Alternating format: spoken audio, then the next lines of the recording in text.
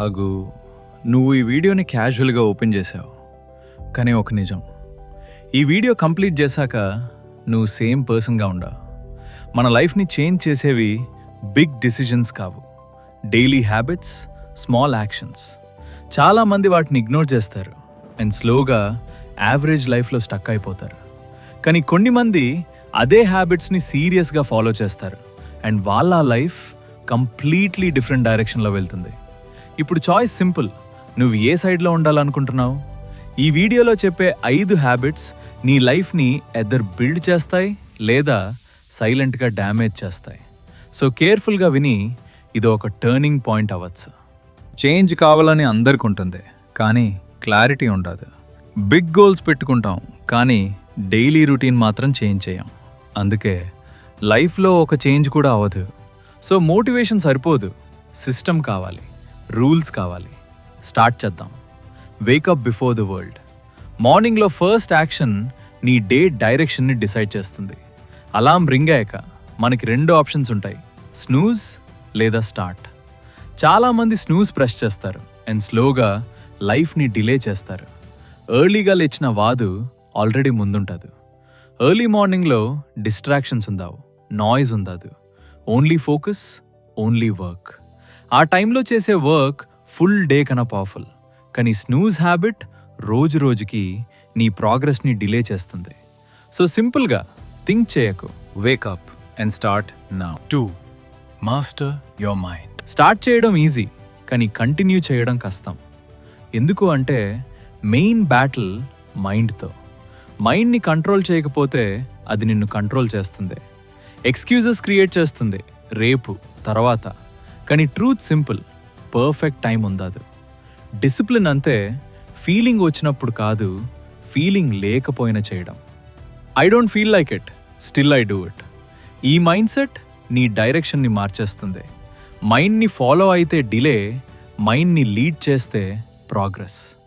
Do hard things daily. కానీ growth కావాలంటే comfort వదిలిపెట్టాలి.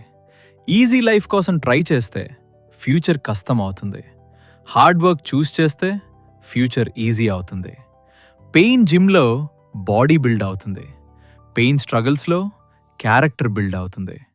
పెయిన్ అవాయిడ్ చేస్తే గ్రోత్ కూడా అవాయిడ్ అవుతుంది. డైలీ ఒక కష్టమైన పని చేయి, స్మాల్ అయినా పర్లేదు. కంఫర్ట్ జోన్ సేఫ్ ప్లేస్లా అనిపిస్తుంది, కానీ యాక్చువల్లీ గ్రోత్ని బ్లాక్ చేస్తుంది. బయటరా. Cut distractions ruthlessly.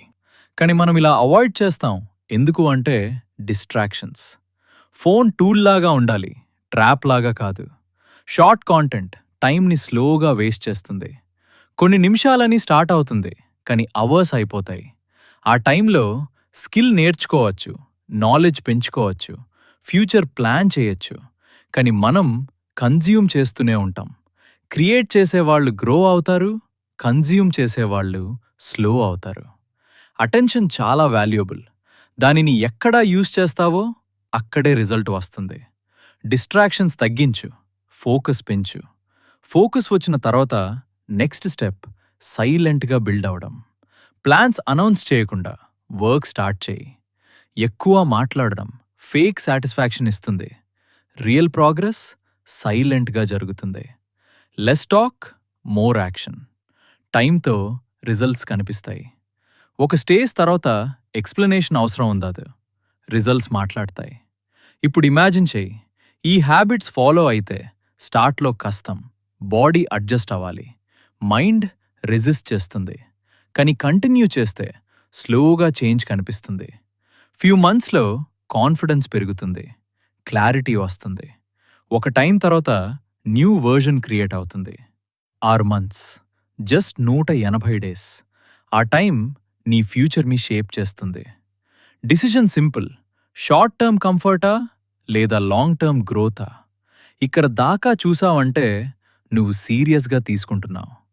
చేంజ్ కావాలని ఉంది. అలాంటి మైండ్ సెట్కి డైలీ రిమైండర్స్ కావాలి. నేను ఆ రిమైండర్స్ షేర్ చేస్తాను. వాల్యూ అనిపిస్తే సబ్స్క్రైబ్ చేయి. కన్సిస్టెంట్గా చూస్తే కన్సిస్టెంట్గా చేంజ్ వస్తుంది. రైట్ టైం కోసం వెయిట్ చేయకు, స్టార్ట్ ఇప్పుడే చేయొచ్చు. ఎక్స్టర్నల్ హెల్ప్ కోసం వెయిట్ చేయకు, రెస్పాన్సిబిలిటీ మొత్తం నీ దగ్గర ఉంది. స్టార్ట్ చేస్తే సాటిస్ఫాక్షన్, స్టార్ట్ చేయకపోతే regret. So choice clear. Start.